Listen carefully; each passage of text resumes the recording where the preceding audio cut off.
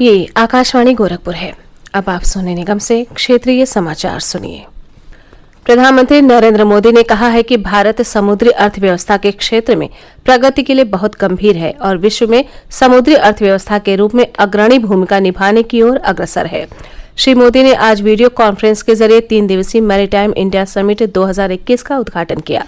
अपने संबोधन में उन्होंने कहा कि भारत इस क्षेत्र में स्वाभाविक रूप से अगुवा होने के कारण जल्द ही समुद्री अर्थव्यवस्था में वृद्धि के लिए बड़ी सफलता हासिल कर लेगा। श्री मोदी ने कहा कि सरकार विभिन्न सुधारों के माध्यमों से समुद्री ढांचागत सुविधाएं तैयार करने पर जोर दे रही है। प्रधानमंत्री ने कहा कि सरकार प्रमुख बंदरगाहों पर नवीकरणीय ऊर्जा के उपयोग पर ध्यान दे रही है। प्रधानमंत्री ने कहा कि सरकार देश में बुनियादी ढांचे के उन्नयन पर ध्यान केंद्रित कर रही है और इसके साथ ही समुद्री अर्थव्यवस्था में सुधार को बढ़ावा दे रही है। प्रधानमंत्री ने कहा कि समुद्री क्षेत्र में निवेश आकर्षित करने के लिए सरकार ने कई कदम उठाए हैं। उन्होंने कहा कि इन उपायों से आत्मनिर्भर भारत के लक्ष्य को प्राप्त किया जा सकता है। अर्थव्यवस्था के विकास के लिए समुद्री क्षेत्र के महत्व पर प्रकाश डालते हुए श्री मोदी ने कहा कि तटीय आर्थिक क्षेत्र के साथ बंदरगाहों के एकीकरण, बंदरगाह आधारित स्मार्ट शहर का निर्माण और बंदरगाहों के निकट वैश्विक विनिर्माण गतिविधियां शुरू करना इस दिशा में महत्वपूर्ण कदम है। उन्होंने कहा कि सरकार ने निवेश करने योग्य 400 से अधिक परियोजनाओं की सूची तैयार की है। प्रधानमंत्री ने कहा कि $82 अरब की 574 परियोजनाएं सागरमाला परियोजना के तहत चिन्हित की गई हैं। उन्होंने कहा कि द्वीपीय बुनियादी ढांचा और पारिस्थितिकी तंत्र के विकास की शुरुआत हो गई है। प्रधानमंत्री ने विश्व समुदाय और निजी क्षेत्र से बंदरगाहों के लिए निवेश करने की अपील की। इससे पहले प्रधानमंत्री ने मैरीटाइम इंडिया विजन 2030 नामक ई बुक का विमोचन किया। इसमें समुद्री क्षेत्र के विकास के बारे में जानकारी दी गई है। संपूर्णानंद संस्कृत विश्वविद्यालय वाराणसी के 38वें दीक्षांत समारोह का शुभारंभ आज बतौर मुख्य अतिथि प्रदेश के राज्यपाल व कुलाधिपति आनंदीबेन पटेल और विशिष्ट अतिथि मालदीव में पूर्व राजपूत एवं विदेश मंत्रालय में अपर सचिव अखिलेश मिश्र व कुलपति प्रोफेसर राजाराम शुक्ल ने संयुक्त रूप से दीप प्रज्वलित करके किया। कार्यक्रम की अध्यक्षता करते हुए प्रदेश के राज्यपाल व विश्वविद्यालयों की कुलाधिपति आनंदीबेन पटेल ने कहा कि संस्कृत भाषा और सनातन संस्कृति की वजह से ही भारत एकता के सूत्र में बंधा है। उन्होंने कहा कि नई शिक्षा नीति में संस्कृत भाषा के अध्ययन को बढ़ावा दिया जा रहा है। कुलपति प्रोफेसर राजाराम शुक्ल ने विश्वविद्यालय की उपलब्धियों के बारे में जानकारी दी।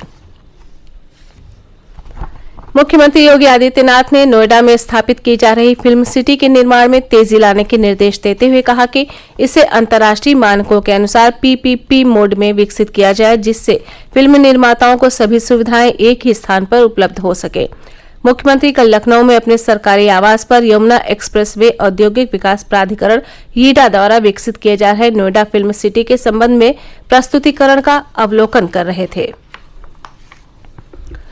प्रदेश में किसानों से इस वर्ष न्यूनतम समर्थन मूल्य एमएसपी पर धान की खरीद सर्वाधिक खरीद की गई है। अपर मुख्य सचिव सूचना नवनीत सहगल ने आज लखनऊ में बताया कि इस साल किसानों से न्यूनतम समर्थन मूल्य पर 668 लाख कुंटल धान खरीदा गया, जो पिछले वर्ष की खरीद की तुलना में 1.5 गुना अधिक है। उन्होंने कहा कि राज्य में आगामी 1 अप्रैल से सरकारी क्रय केंद्रों पर गेहूं की खरीद भी शुरू हो जाएगी। सरकार ने इस साल गेहूं का न्यूनतम समर्थन मूल्य 1975 रुपये घोषित किया है। श्री सहगल ने बताया कि इसके लिए ऑनलाइन पंजीकरण की प्रक्रिया 1 मार्च से शुरू हो गई है। किसान fcs.up.gov.in पर पंजीकरण करा सकते हैं। प्रदेश में पिछले 24 घंटे में कोरोना संक्रमण के 105 नए मामले सामने आए हैं, जबकि इस दौरान 98 मरीज स्वस्थ हुए हैं। राज्य में इस समय कोविड-19 के सक्रिय मामलों की संख्या 2082 है। प्रदेश में कोरोना की जांच का कार्य तेज गति से चल रहा है। कल एक दिन में 1,09,870 कोविड नमूनों की जांच की गई। अब तक 3,15,05,760 कोविड नमूनों की जांच की जा चुकी है। कानपुर देहात जिले के भोगनीपुर क्षेत्र में आज तड़के तेज गति से आ रहे खचाखच भरे ट्रक के पलट जाने से हुई दुर्घटना में 6 लोगों की मृत्यु हो गई और 22 अन्य घायल हो गए। मृतक और घायल श्रमिक हमीरपुर जिले के निवासी थे और मजदूरी करने जा रहे थे। मुख्यमंत्री योगी आदित्यनाथ ने दुर्घटना में लोगों की मृत्यु पर गहरा शोक व्यक्त किया है।